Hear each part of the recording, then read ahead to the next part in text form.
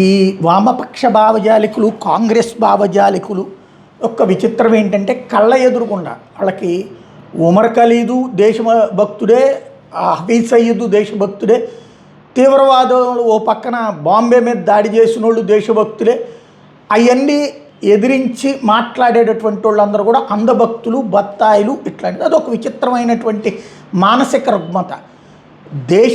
రైతుల పేరుతో జరిగితే దేశద్రోహం అంటారు, విద్యార్థుల పేరుతో జరిగితే దేశద్రోహం అంటారు. ఇది వీళ్ళు మాట్లాడేటువంటిది. విద్యార్థులందరినీ దేశద్రోహులని ఎవరంట్లా, రైతులందరినీ దేశద్రోహులని ఎవరంట్లా. ఖలిస్తానీ జెండాని ఎర్రకోట మీద ఎగరవేస్తే రైతుల ఉద్యమం పేరుతో దాన్ని దేశద్రోహం అనక దేశభక్తి అంటారా? అలాగే నీటికి సంబంధించినటువంటి దాని మీద ఉద్యమం ప్రారంభించి ఆ పైన తీసుకొచ్చి ఆర్టికల్ 317 ఎత్తేస్తాము, అయోధ్యలో రామ మందిరానికి ఏంటి సంబంధము, ఇది అయోధ్యలో రామ మందిర నిర్మాణం వలన ఏం ఒరిగింది లాంటి ఉపన్యాసాలు ఇస్తే అది దేశద్రోహం కాక ప్రేమ అంటారా? ఉమర్ ఖలీద్ని విడిచిపెట్టాలన్నటువంటి డిమాండ్లు ఏమంటారు?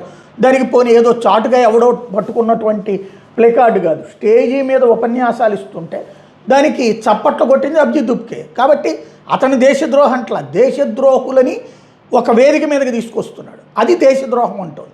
సరే, ఇది కాస్త జ్ఞానం ఉన్నవాడికి అర్థమవుతుంది. అజ్ఞాని ఎప్పుడూ కూడా వితండవాదమే చేస్తాడు, దేవుడితోనైనా వాదన పెట్టుకుంటాడు, అట్లాగే దరిద్రాన్ని గొప్పగా చెప్పుకునేటటువంటి మూర్ఖత్వంతో బతుకుతాడు. వాళ్ళని అలా పక్కన పెడితే ఇలాంటి కుట్రలు ఎలా జరిగినాయి, ఇంతకుముందు కూడా చెప్పుకున్నాం, బంగ్లాదేశ్, నేపాల్ ఇవన్నీ. ఇలాంటి కుట్రలకు సంబంధించినటువంటి అంతర్జాతీయ మిస్టరీ ఎట్లా ఉంటుందని దాని మీద శ్రీని జర్నలిస్ట్కి సంబంధించిన ఒక కథనం చూద్దాం. మీకు తెలియని ఒక అంతర్జాతీయ పొలిటికల్ మిస్టరీ, విద్యార్థులు ముందు పెట్టి దేశాలను తలకిందులు చేసే ఆ సెర్బియా మాస్టర్ ప్లాన్ కదా. మన చుట్టూ ప్రపంచ దేశాలు అకస్మాత్తుగా స్టూడెంట్స్ రోడ్డు మీదకి రావడం, నిరసనలు ఉధృతం కావడం, ప్రభుత్వాలు కూలిపోవడం మనం చూస్తూనే. ఇదంతా ఏదో యాదృచ్ఛికంగా జరుగుతుందని అందరూ అనుకుంటారు, కానీ దీని వెనకాల ఒక పక్కా ప్లాన్, ఒక అంతర్జాతీయ కలర్ రెవల్యూషన్ బ్లూ ప్రింట్ ఉందనే విషయం చాలామందికి తెలియదు. ఆ కథ సెర్బియాలో మొదలై మొన్నటి బంగ్లాదేశ్ వరకు ఎలా సాగిందో, అలాగే మన దేశంలో కూడా ఇది ఎలా ఎంట్రీ ఇచ్చి ఆగిపోయిందో ఇక్కడ పూర్తిగా చూద్దాం. అసలు ఏంటి ఈ బ్లూ ప్రింట్, ఎక్కడ మొదలైంది? అమెరికాకి చెందిన జీన్ షార్ప్ అనే రాజకీయ శాస్త్రవేత్త రాసిన సిద్ధాంతాల ఆధారంగా ఈ విప్లవ బ్లూ ప్రింట్ పుట్టింది. ఒక హింసాత్మక సైనిక తిరుగుబాటు కాకుండా యువతని, విద్యార్థులు ముందు పెట్టి శాంతియుత నిరసనల ద్వారా ఒక ప్రభుత్వాన్ని ఎలా పడగొట్టొచ్చో అందులో రాసింది. వ్యవస్థలోని కీలక స్తంభాలైన పోలీసులు, గవర్నమెంట్ ఎకానమీలను దెబ్బతీయడం దీని ముఖ్య ఉద్దేశం. దీన్ని మొదటిసారిగా సెర్బియా దేశంలో 1998-2000 మధ్యకాలంలో ప్రయోగించారు. అక్కడ స్లోబోదాన్ మిలోసెవిచ్ అనే పాలకుడికి వ్యతిరేకంగా వోట్ ఫోర్ అంటే ప్రతిఘటన అనే విద్యార్థి సంఘం ఏర్పాటైంది. వాళ్ళు ఒక బిగించిన పిడికిలి తమ లోగోగా పెట్టుకుని జోకులు, వీధి నాటకాలు, మీమ్స్ ద్వారా ప్రభుత్వాన్ని అపహాస్యం చేశారు. దీన్ని లాఫ్టివిజం అంటారు. చివరికి 2000లో బుల్డోజర్ విప్లవం ద్వారా ప్రభుత్వాన్ని కూల్చేశారు. ఆ తర్వాత ఈ సెర్బియా యువకులే క్వాన్ వాస్ అనే సంస్థను పెట్టి ఈ విప్లవ బ్లూ ప్రింట్ని ప్రపంచవ్యాప్తంగా ఉన్న స్టూడెంట్స్ గ్రూపులకి ట్రైనింగ్ ఇవ్వడం ప్రారంభించారు. ఉక్రెయిన్, అరబ్ స్ప్రింగ్ నుండి బంగ్లాదేశ్, నేపాల్ వరకు ఈ హంగామా.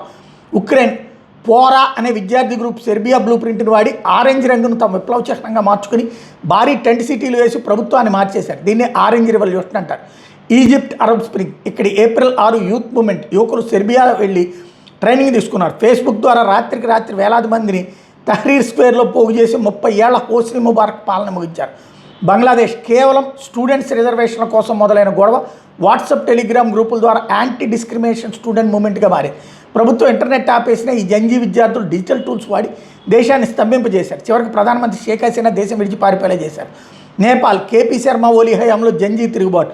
ఇక్కడ కూడా సరిగ్గా బంగ్లాదేశ్ తరహా బ్లూ ప్రింట్ అమల్లోకి వచ్చింది. ప్రధాని కేపీ శర్మ ఓలీ ప్రభుత్వం సోషల్ మీడియా మీద అకస్మాత్తుగా నిషేధం విధించడంతో జంజీ విద్యార్థులు ఉగ్రుడయ్యారు. ప్రభుత్వ అవినీతి, నిరుద్యోగుల మీద సోషల్ మీడియా వేదికగా సాగిన డిజిటల్ ఉద్యమం క్షణాల్లో వీధుల్లోకి చేరి ఉధృత రూపం దాల్చింది. విద్యార్థుల నిరసనతో కాఠ్మండు అతలాకుతలమైంది. పరిస్థితి పూర్తిగా చేతులు దాటిపోవడంతో తీవ్ర ప్రజా ఒత్తిడికి తలొగ్గి ప్రధాని కేపీ శర్మ ఓలీ తన పదవికి రాజీనామా చేయాల్సి వచ్చింది. గతంలో సెర్బియాలో కరపత్రాలు, గోడ పత్రికల ద్వారా సాగిన ఈ బ్లూ ప్రింట్ నేడు జంజీ చేతుల్లో స్మార్ట్ ఫోన్ స్క్రీన్ ద్వారా ప్రదేశంలోని యువతకు చేరువవుతుంది. సోషల్ మీడియా ఆయుధీకరణ, TikTok, Instagram reels, AI ద్వారా మీమ్స్ మరియు చిన్న వీడియోలను సృష్టించి భావోద్వేగాలను వేగంగా రెచ్చగొట్టడం, వికేంద్రీకృత సమూహాలు, ఎన్క్రిప్టెడ్ యాప్స్ ద్వారా ఒక నిర్దిష్ట నాయకుడు లేకుండానే అకస్మాత్తుగా వేలాది మంది విద్యార్థులు ఒక చోట గుమిగొట్టడం, ఫ్లాష్ మాబ్స్. దీనివల్ల పోలీసులకు ముందే సమాచారం అందడం కష్టమవుతుంది. భారతదేశంలో ఈ బ్లూ ప్రింట్ ఎందుకు ఫెయిల్ అయింది? ఇక్కడే అసలైన ట్విస్ట్ ఉంది. సరిగ్గా ఇదే బ్లూ ప్రింట్ మన దేశంలో కూడా ప్రయోగించడానికి ప్రయత్నం జరిగింది.